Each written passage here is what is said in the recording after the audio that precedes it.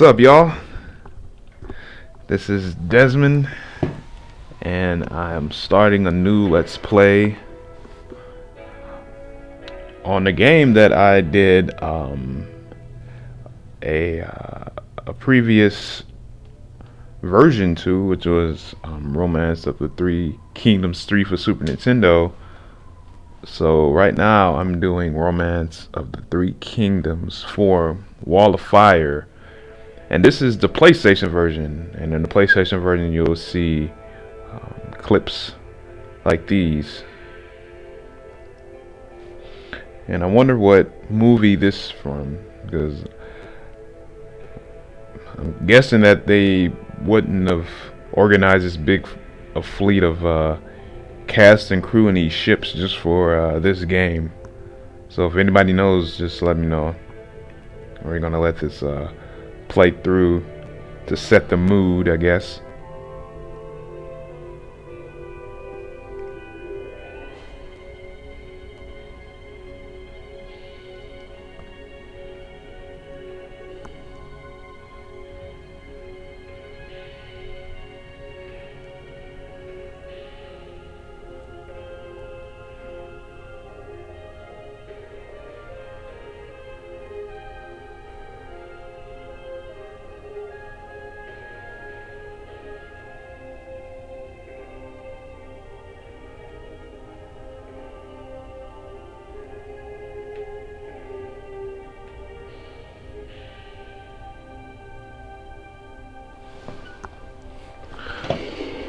Let's see if I can turn the television up a little bit. Probably can't even hear it.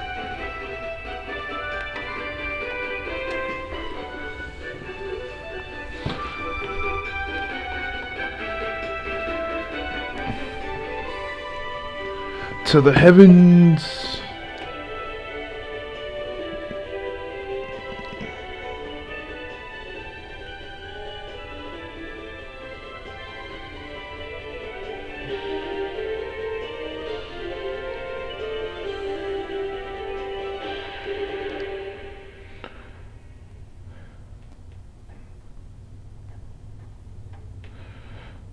Alright, welcome to Let's Play Romance of the Three Kingdoms 4 Wall of Fire.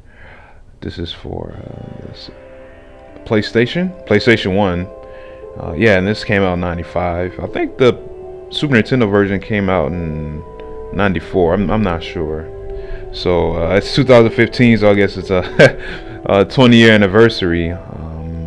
So yeah, that's pretty cool. Yeah, there are some differences between the Super Nintendo version and this PlayStation version. I did see that someone made a Let's Play of the Super Nintendo version, and I couldn't find a PlayStation version Let's Play. I know it exists on YouTube. Maybe I wasn't searching hard enough. But off the bat, I mean, you can... I'm not sure if you can do this in the Super Nintendo version, but you can... I mean, you can obviously modify and create officers, but in this one you can... view officers, which is pretty cool. You get a little small backstory on who they are, and there's different categories, and you get to know their talents, their stats, small bio. And we won't get into much of this in this Let's Play. Maybe I might do it in a bonus section, but what we're gonna do is we're gonna start a new game. And yes, we're gonna start with the very first scenario. Don't want to get too late into the whole story or whatever. At first when I played 3, I didn't know what these meant, but I guess like when you play, you know, time moves forward, and this is like right here, February 235 AD. I mean, this is, you know, pretty late into the you know, the object, you know, of the game, which is to take over China. So, you know, you'll notice when you start early that every ruler has like 1 to 3 towns, and then when you go forth in time, everyone has like almost 5 to 8 cities. So we're gonna start right here. I mean, it starts out a little tough, but I don't know, I feel like maybe this is easy and this is hard because you start with more resources and officers, and cities, where with this one you kind of have to start all the way from scratch from one city. So we're going to start right here. And if y'all remember when I did Romance of the Three Kingdoms 3, I picked Liu Bei, so I'm going to pick Liu Bei.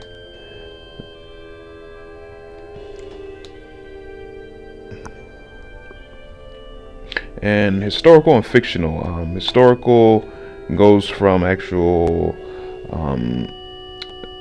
historic like sequences, you know, as accurate as they may be, and fictional is random. And I never tried fictional before.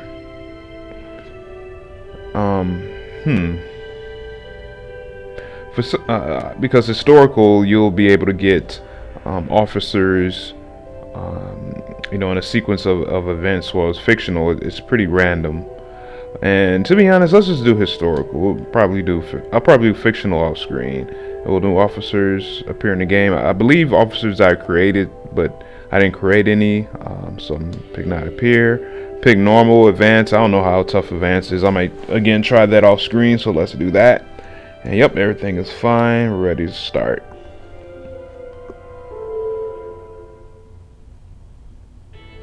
So here we are in Ping Huan. And here is our menu. And if you played the Super Nintendo version, you'll kind of like see that the menu is in like a light brown kind of tone. It looks kind of cool, and I kind of dig that a little bit more than this PlayStation version's menu.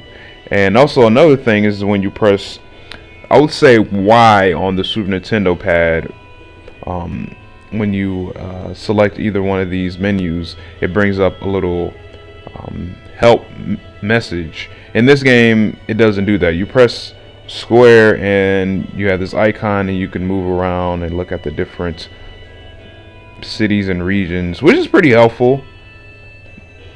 Whereas in the Super Nintendo version, you get the text screen, but you have to look at this, you know, the map through a different menu. So I mean, I'm kind of half and half as far as like which is more useful. And right now we have 360,000 folk, or you know, that's the population. 3,600 gold, 6,100 grain. Soldiers, that's 100,000. Because yeah, they just took off a couple zeros in this game, and that can be a little confusing to me because it makes it look like it's 100, but it's not. Our training for our soldiers is 51. Our spirit is 70. We got to get that up. The farmland is 56. Our dams is 37. Shops is 54. Our guilds or technology is 30. We got to get all that increased. Our public support from the population is 75. If we get below 60, then there's going to be rebellions and lots of headaches as far as you know, the gold and the grain and the soldiers will decrease. So we got to get that up to 80. And we have 4 officers. We don't have any rams or catapults yet, but we do have 20 horses and 20 regular bows. And I don't have a alliance with anyone yet. Well, we can't have hostility with ourselves, and we don't have an advisor just yet. Take a quick look at our officers. Right here we have Liu Bei, and all of these talents will help in different situations. So he can do foreign, which deals with you know, diplomatic situation. Spies to spy on different cities and regions. Recruit is to recruit soldiers. Recruit officers. Build is to build weapons. Bribe is to, I think those are things that you can do in battle. Same with rebel. Gossip is to gossip to a neighboring or adjacent enemy city to try to lower public support or lower the officers' like loyalty. Success rate is it's kind of in the middle. Arson is to set arson to a enemy city's granary to lower their amount of food. Study is to study their city data. Infantry is for, I believe, to command soldiers. Cavalry is for horses. Archery is for bows and arrows. Naval is ships. Fire is to set fire in battle. Boulder is to drop a boulder on top of a city wall or a mountain. Provoke is to provoke the enemy in battle to make them lose spirit. Wind, weather is to control the wind and weather. I don't know how, like, if they use magic or something like that. Chaos is to maybe to confuse the enemy, I think. And chain, don't know what chain is. I think chain has something to do with what does it have to do? I think maybe to chain ships together in naval battle. Thunder is to control thunder in the battle. To use lightning attacks, I don't know, via magic. And repair is to allow officer to repair the castle gate because it gets knocked down in battle. Taunt is to taunt the enemy unit, and lies is spread lies in battle. Never really used that before. What kind of items he has? He has a sword of fate. That gives him extra 2 stat of power. Let's take a look at another officer, and yeah, we have Guan Yu, and yeah, he has a good amount of talents and skills, and he has pretty good stats. His politics is a little low, but that doesn't matter. He's gonna be in battle. Same with Zhang Fei. He has pretty good power, pretty good loyalty, not that many skills. His intelligence / mind, politics, and charm is pretty low, but again, he'll be fighting. And then we have Juan Zhong. He has a fair amount of skills. His stats kind of in the middle, but his leadership and power is kind of low. He'll be good kind of as like a civil officer or someone that we can try to find officers with. And again, if you press left or right, you can view the stats from here instead of going all the way to the other menu. Okay, well, let's go into the menus real quick for you can know what I'm doing, and just in case this is the first time playing this game, you can know what each of these does. So army pertains to going to war, and you can move soldiers to different cities that you have in your command, send supplies, go to war with enemy cities, draft soldiers. 10 gold and 10 food or 10 provisions gets you 100 men, and you have to make sure that your population is good. If you have a low population, then you won't be able to draft that many soldiers. Train is to train soldiers. You can train them for however many months to raise their spirit and their training ability, for they can be stronger in battle. So if you get them up to 100, they'll be pretty good as far as their longevity in battle, especially without food. And I think they'll be pretty much more stronger, and they'll just last a little bit longer in battle. Build is to build weapons like bows, arrows, and catapults and stuff like that. And spy is to spy on neighboring enemy cities, for we can try to gain information on their city data. And the longer we stay in a city to collect data, the more information we get. I remember in 3 we had to stay in a city for almost 6 months to get a good amount of data, and in this game you can pretty much get it in 2. And I remember I had to write down a lot of stats so I could remember things, whereas in this game you can just spot for 2 months, and you'll be able to retain the data for almost 2 months or so. I'm not sure. We'll probably test it out. So let's go to staff, and staff is mainly internal kind of diplomatic affairs. You can search for an officer, you can recruit an officer that's there, and you can see how many officers there are in the town, just waiting, just chilling. If you look at the flag, that's kind of lowered a little bit, I believe. I think that's it. It's below the handcuffs, and that means prisoners. But and oh yeah, we can also recruit prisoners as well. But we have to make sure that our charm is pretty high, and if our charm is high, that gives us a good success rate on recruiting them. Reward is to reward officers, with gold or an item to raise their loyalty. If they have low loyalty, they'll pretty much desert us. And give is to give food to the folk, and you give it to the folk in increments of 1,000. This best to just give like 1,000, and they'll boost their support. Probably won't do that this month because we want to try to recruit soldiers, and then we'll probably do it the next month to try to raise it up again.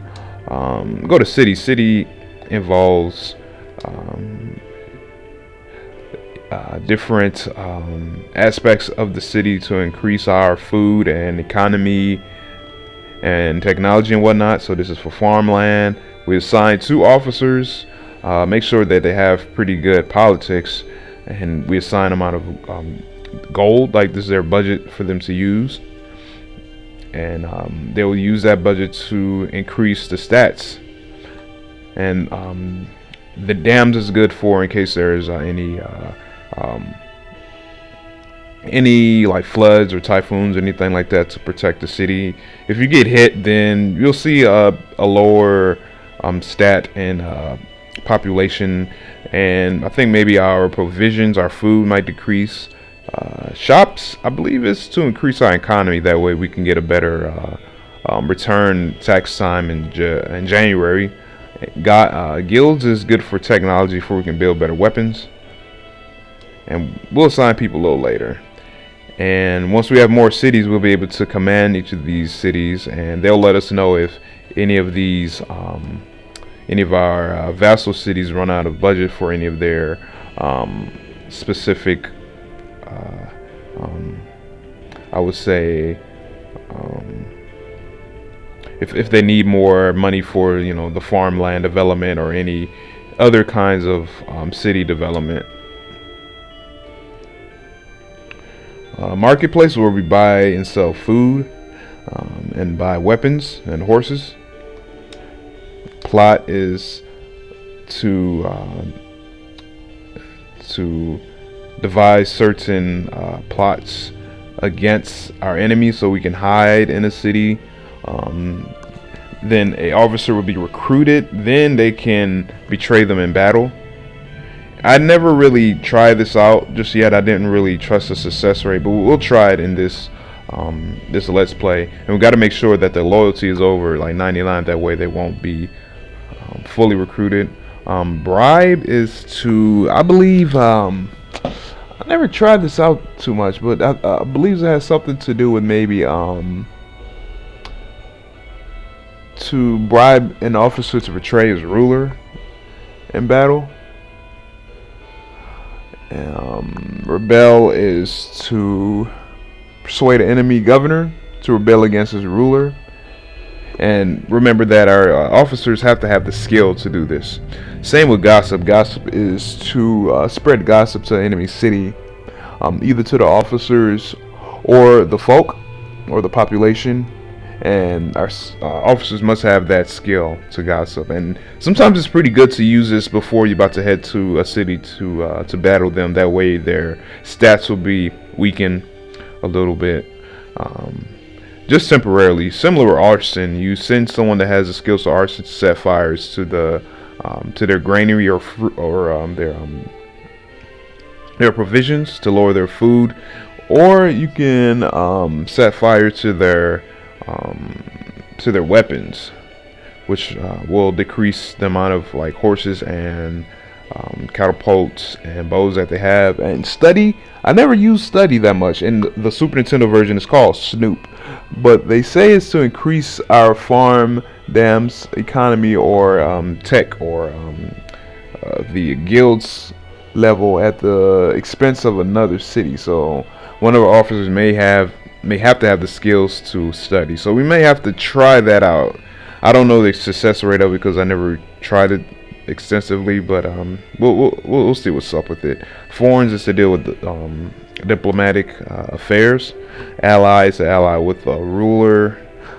temporarily. We have to set the terms. Join is to ask for a to joint attack another city.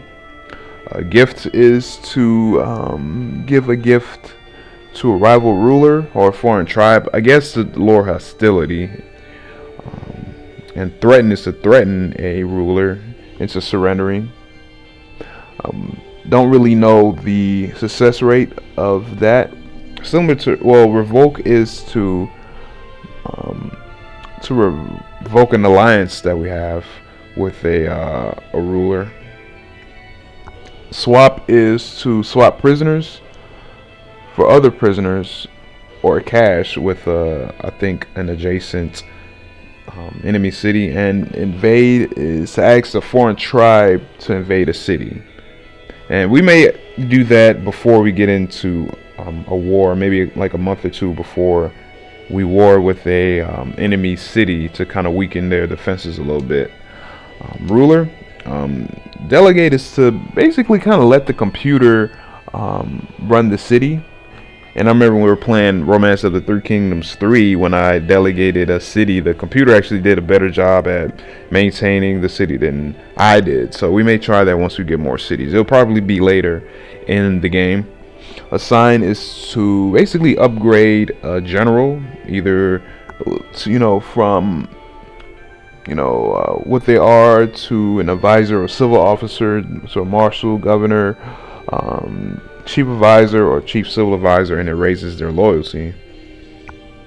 Punish is to demote the officer or fire officer, or to confiscate an item. I never use this, and even in 3, I don't really know the benefit of it. I mean, maybe I don't know. I really don't know. I do remember some people saying in 3, if you recruit an officer that has low loyalty, if you fire them and then you recruit them again, they will have higher loyalty. And I guess that's some sort of exploit, but I guess we can try it in this game. Exile, I do not know the main benefit of exiling, which is to abandoning our home city. If you know, or if there's any good situations to do so, please let me know in the comments section below. I am probably guessing it has something to do with if you're kind of surrounded by other cities and your city isn't really doing so well economically or with any kind of other developments. Maybe you can move to one of the open cities that doesn't have any rulers or any kind of territorial, should I say, maybe territorial allegiance.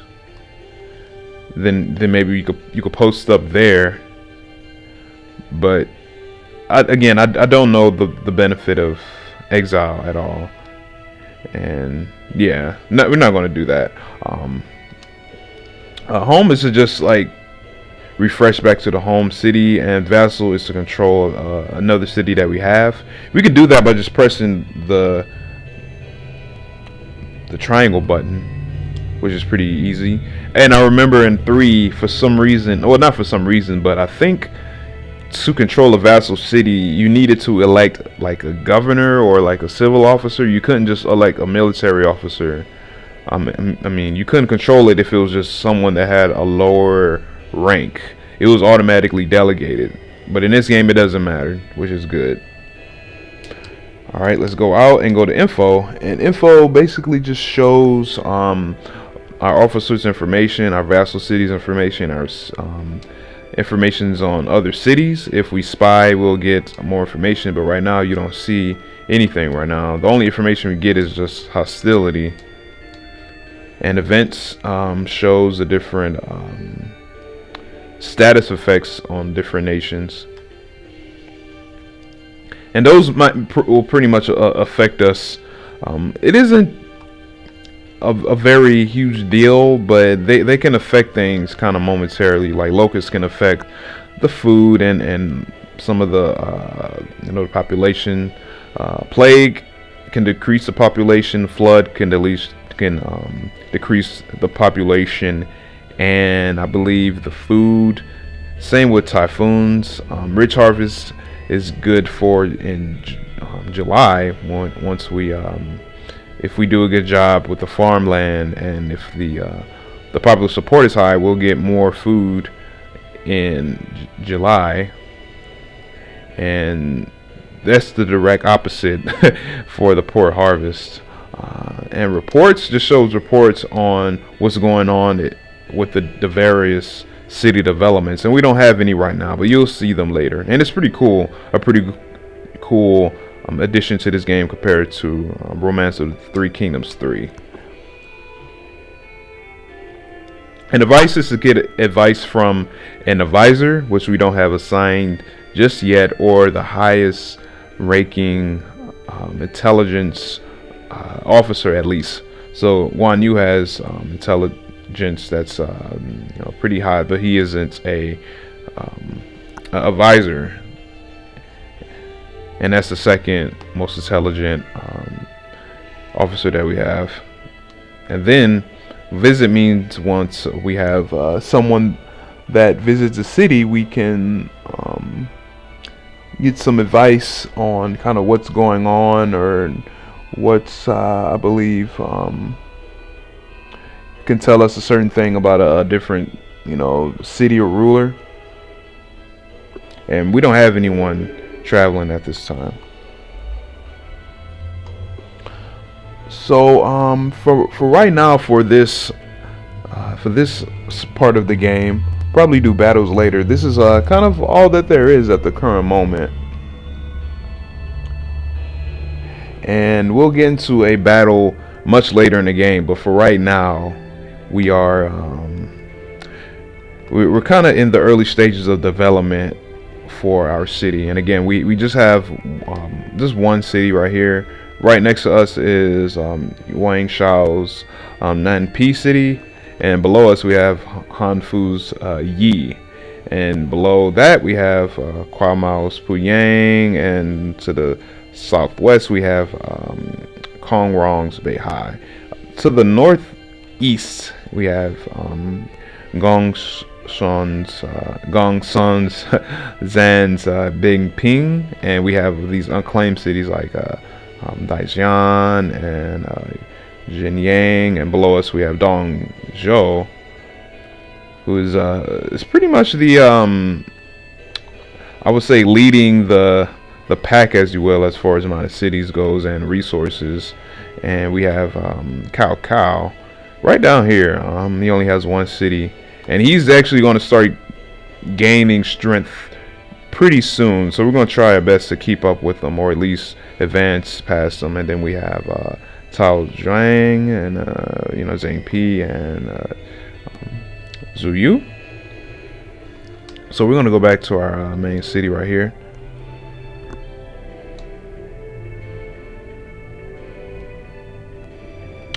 And I think that's about it as far as right now. I believe in the next video we're going to just start developing things and drafting soldiers and getting things ready for our first war, and that might take a few months, I believe. And I will also only show administrative or menu based duties up to maybe, I would say, part 10 or maybe part 15 of this let's play, because I remember I did menu administrative work all the way to like part 50, and it was getting kind of boring. So hopefully with this structure it will kind of end things, or kind of speed up the viewing process on your end, while I'll keep playing on offline, off screen, and then hopping on whenever I get into battle, or if something kind of drastic happens, or just to kind of like touch base and just let you know what I'm kind of doing and how I've progressed in the game. So for right now, thank you very much for viewing the first part of this let's play. I guess this is pretty much like a tutorial and introduction, and in the next video we'll get started, and I'll actually reveal a couple more details along the way. Alright, thanks again. My name is Desmond, and I will see you in the next part of this video. Alright, peace.